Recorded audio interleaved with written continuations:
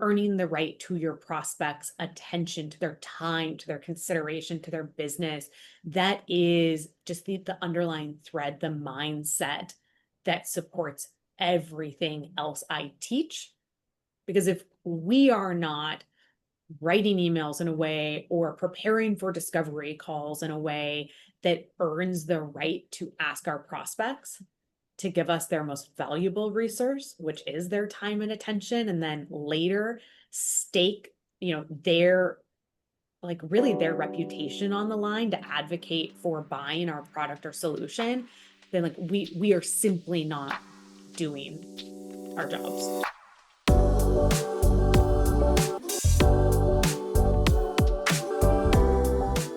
Leslie, welcome to the Book Thinkers Life-Changing Books podcast. How are you feeling today?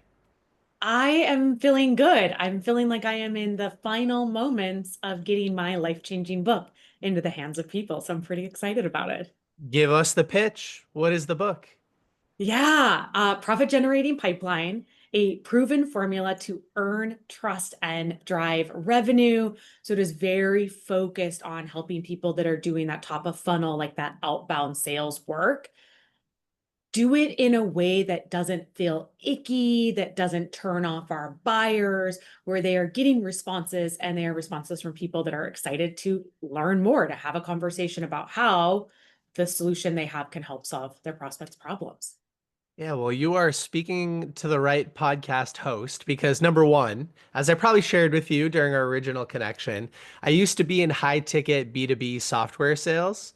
What a crazy world that is. And our audience is full of business professionals that all have to sell something. And so I'm excited to dive into this with you today. Yeah, I love that you say that because so many people don't necessarily realize they're in sales if they don't have a quote unquote sales title. But all of us are in sales in some way or another. And that's especially true for business owners. And I think more than most people, they sometimes struggle with finding ways to reach out and talk about the amazing, product service they're putting in the world in a way that they feel really, really confident in. Well, tell us a little bit more about your background because here's the deal. There are a lot of great sales books out there. And now we are in 2025, so things have changed and evolved. And I want to talk about that in a minute. But tell us a little bit more about your background. Why were you the right person to write this book? Yeah, I have done it. I have done the dang thing. I spent 15 years in sales as an individual contributor. I've made 250,000 cold calls myself. I've done the player coach role, Wait, hold on frontline one second. management. 250,000? Yeah. That is so many calls. The teams that I have managed, like train coach, have made over 10 million. Oh, wow. Yeah. So you are the Yes. right person for this. Sorry, go ahead. Keep telling us. I was just like, wait a second. Did I process that the right way? Yeah, no, when I say I have done the work, like I have done it as an individual contributor, carrying my own quota. In the player coach role, I was carrying a quota and managing a team as a first line, second line, third line leader.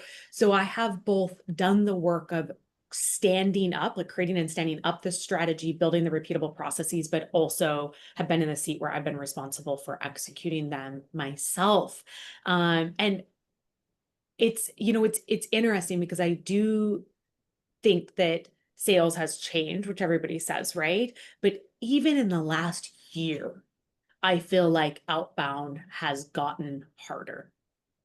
And what I didn't want to do was write a book of trends and tricks and tactics and things that would only work for a few months, maybe even a few weeks. I really wanted to give folks an insight to some of those foundations that are benched in human psychology, that are benched in truths that are not valuable for a short window of time. Like they are just those fundamentals that can be applied even in super tough markets like the one we're in today. Yeah, I love that. So it's sort of first principles thinking. Like, what is the most important set of skills and understandings and principles that you need to understand in order to be an effective salesperson? Yeah. Yeah. And you're going to see a lot of techniques. Like we go through specific scripts and frameworks and techniques. So folks get all that meaty tactical stuff. But then you're also going to see a lot of stuff that you might not see in other sales books, like multiple sections dedicated to the importance of active listening, or an entire call that before you respond to objections, train your brain to treat them with gratitude. So maybe some slightly different takes than people are used to seeing in sales books. Oh, I love that. That's so fun.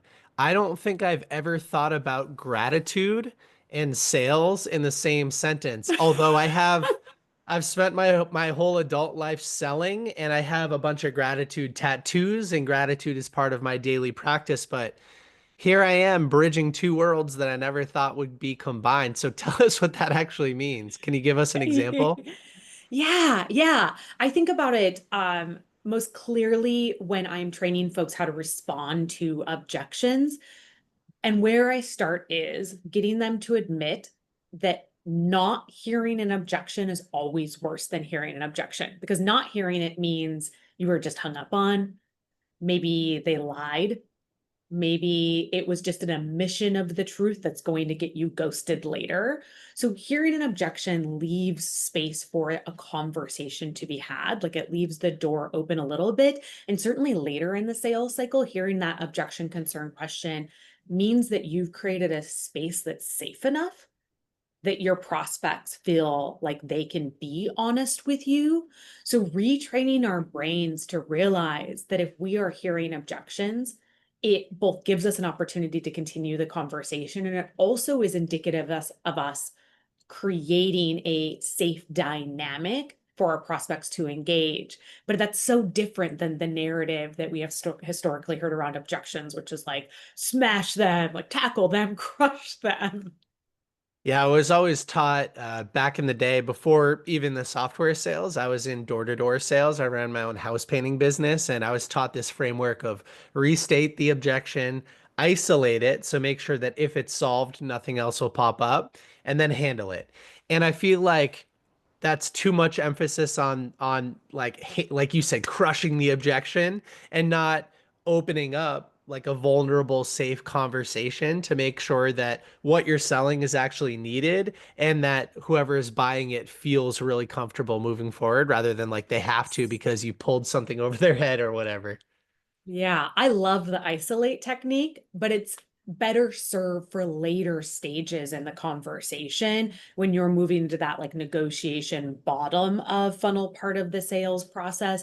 But you're exactly right, Nick. Like early in the conversation, when somebody says they have an objection, if you greet it with gratitude, it changes it. I think it changes the way you approach the conversation from feeling like you have to defend what Mm, you are trying, like the solution you're trying to offer, to just like, hey, what does that even mean for you? Is this even the right solution? If it's not this solution, is it something else? So it's, yeah, it's a really nice pivot and it makes selling more fun too when we deserve to enjoy the work we do. yeah, that's so good. Well, thank you. Greet it with gratitude. Now, you have the 250,000 cold calls or 10 million under the teams that you've managed. You are the right person to have written this book, but why a book? I mean, why did you decide that you would commit so much time to putting what you've learned, condensing these decades of information into days of writing? I mean, it's a really hard thing to do. It is harder than I realized, that's for sure. You know, Okay, it's so so there was funny some because blissful ignorance on the front side. yes, some Okay. blissful ignorance for sure. It was so many things. One is that I genuinely did not realize how hard it was going to be. Not that I didn't think it would be difficult, but I didn't realize how much of a mental and emotional thing writing a book was. Like it's not just the time it takes. It was really something to reckon with, admitting that I believed that the knowledge I possessed was important enough to put out into the world in this way. And then throughout this like writing, editing, publishing process, coming back to some of those challenges around like self-doubt and imposter syndrome, and then thinking, no, this book is going to find its way into the hands of the people whose lives it has an opportunity to change. And simultaneously, I create a lot of content on LinkedIn, on TikTok, and seeing the DMs come in from people saying, oh, I tried this and it closed this deal, or, I heard you share this story about XYZ thing that happened in your career, and I actually got out of a toxic job situation because of it. So I was getting some of the feedback from the social media content I was creating. I was crystallizing a lot of my thinking and my point of view. And it all just sort of came together in this piece of long form, the longest form of content that I've ever created. Yeah, I think that's great. You saw an inbound demand for the information that you are providing. And so, where there's an inbound demand for something, and then you can deliver a service there, you're better off than so many of the authors that I meet with that are like, oh, I just had this fun idea. No, I didn't test it or receive validation that it's needed in the marketplace, but I figured because I'm so great, if I put it together, people will buy it. So, it's great that you started with like, you knew that there was a need for it.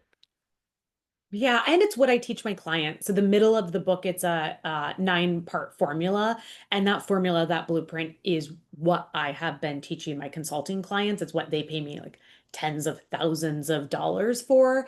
But I have a pretty niche group of folks that I serve because I am a solopreneur. So it's also a nice opportunity to take what I have operationalized and then I can share with these clients in that more like done with you consulting way and give it to people on a much broader scale. Yeah, it's one of the reasons that I love books. I mean, you're charging tens of thousands of dollars for the same content that you're making available for less than $30. So anybody that chooses not to take advantage of that, that's listening or watching this show today, I mean, that's why I love books. That's why Book Thinkers exists, is that you can get access to the world's smartest people for a fraction of what they would normally charge. And so you decided to write the book. What's been the most challenging part of the process for you so far? Ooh, the editing. The editing process. I was saying this to you before we went live though, that in addition to editing the sections and editing the chapters and spending so much time like in the minutia of the book after writing it, I've now read it cover to cover 4 times.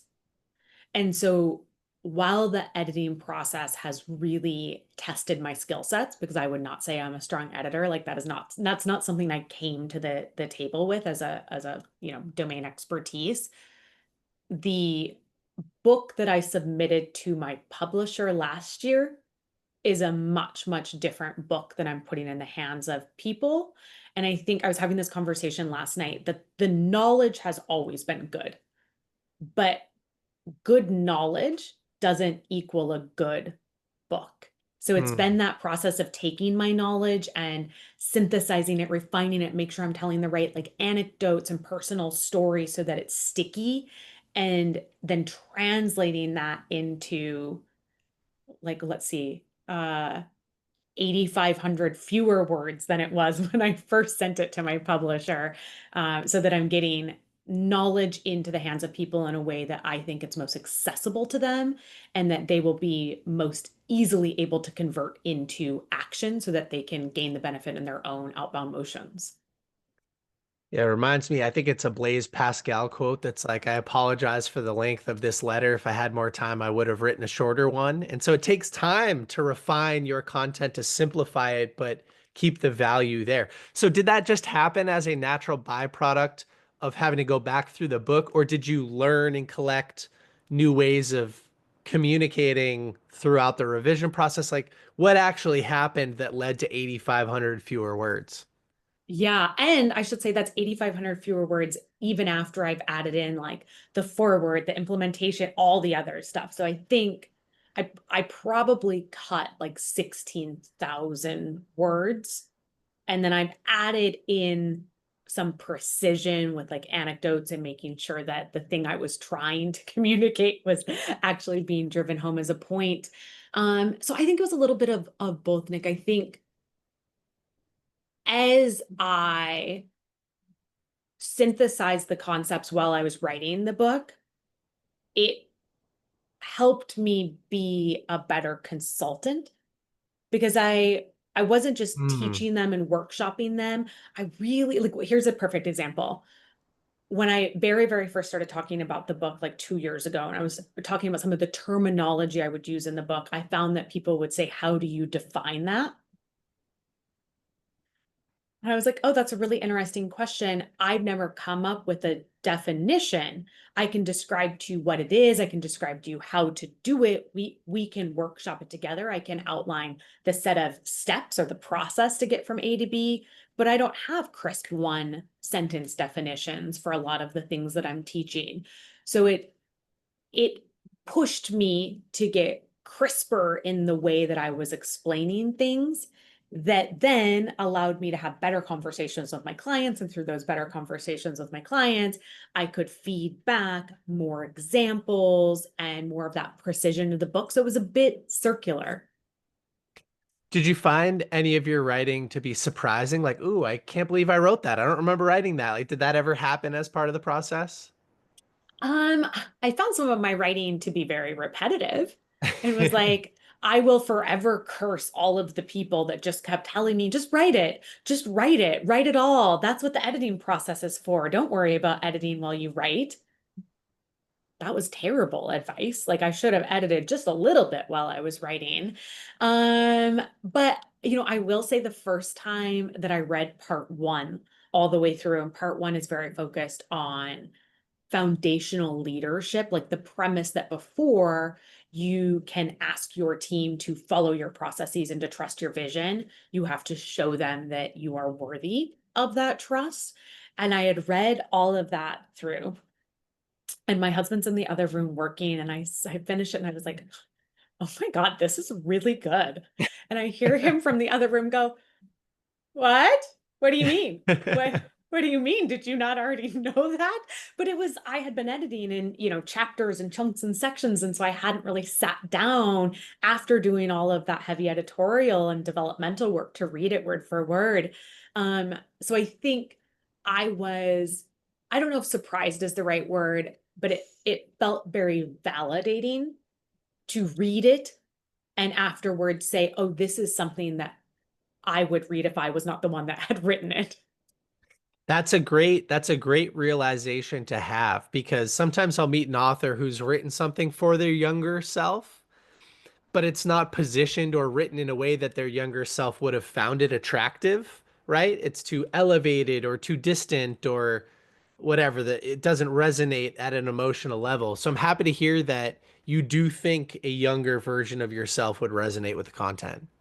Yeah, yeah, definitely. And I have to say that a lot of the work that I've done creating content on like short form platforms, the YouTubes, the LinkedIn's, and certainly the work that I have done copywriting for sales emails, where brevity and clarity are king, translated well to this manuscript. I mean, it was difficult in many ways because I had not been pushing myself for years to have that depth in my writing, because that's simply not how you create short form content.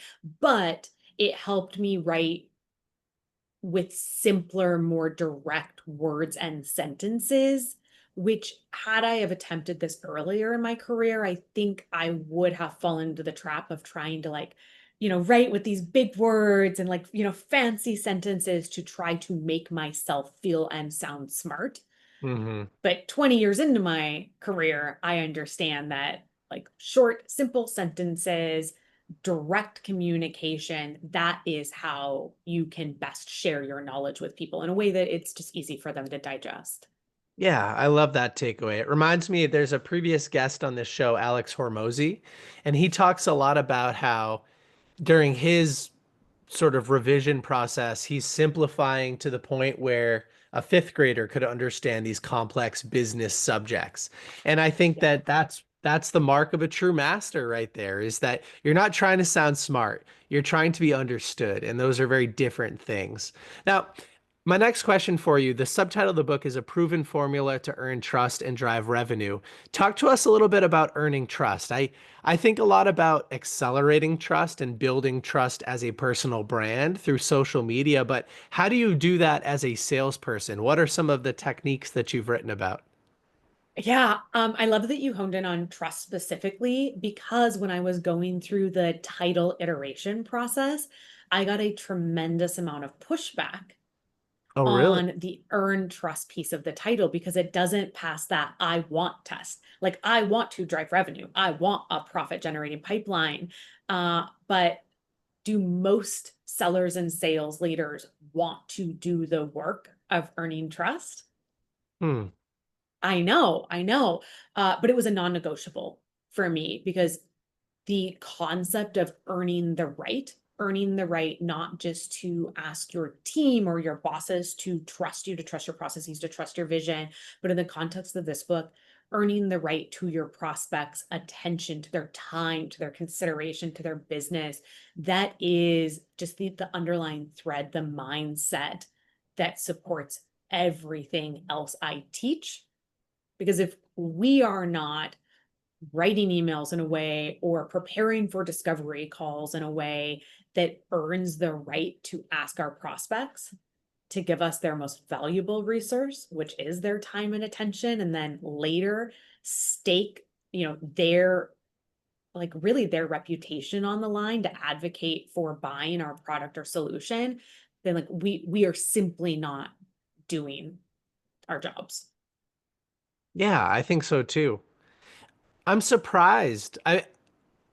I find how do I earn trust to be attractive.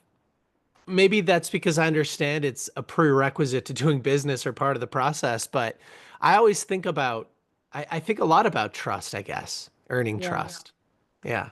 But it's Who, hard to do, right? Because you're earning it. And so I think that like that's I would say, I would guess, Nick, that there's probably, like 20% of people that are already there that are like, yes, fair enough. earning, like, I'm willing to do the work because I understand how fundamental it is. There's 20 people that are like, this book is crazy, like, earn trust, just tell them to give me their credit card, buy my thing. And then there's 60% in the middle that are like, I get it, but that seems like a lot of work. And I'm not sure that it's worth it, or I'm not sure that I want to do it. And hopefully, universe willing, that like that 60% of people will find their way to my book and realize how essential trust is to this entire equation.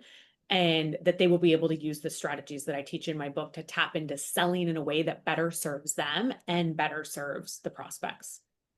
Yeah, and you have the drive revenue piece to catch that 60%. And so they say, ah, well, there's something in here that I could find useful. Yeah, I mean, we That's still got to make fine. our money. Yes. Yeah, absolutely. Well, we talked a little bit about why you wrote the book. We talked a little bit about the process. We talked a little bit about the target user and some of what somebody might be able to expect if they buy the book. Can you give us a couple more lessons for those that are a little bit on the fence in the audience today? Like, yeah, this sounds like it could be a good fit. Leslie sounds like she is the right person to learn from, but I need a little bit more of a push before I can commit to buying it. Yeah, well, one of my favorite outcomes from the book is helping to answer the question, should I do quantity or quality outreach? Mm, Or often we'll hear it described as like, how do you personalize at scale?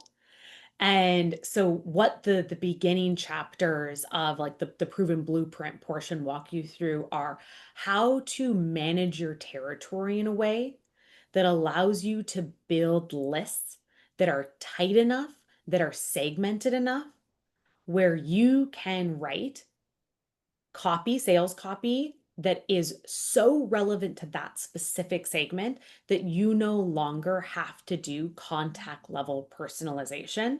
I need And that. I know, right? Well, because so many of us are like, oh, everybody's telling me that I need to do personalization. And then how it usually shows up is either something really creepy, like, how was your vacation to Cabo in 2017? Was swimming with the dolphins fun? Which, like, nobody wants that.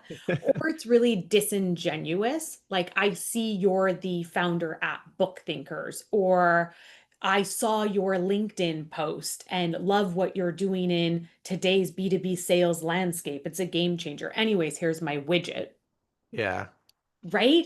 So it's not additive to the conversation. We're not saying anything that is meaningful to the person receiving the message. So it falls flat.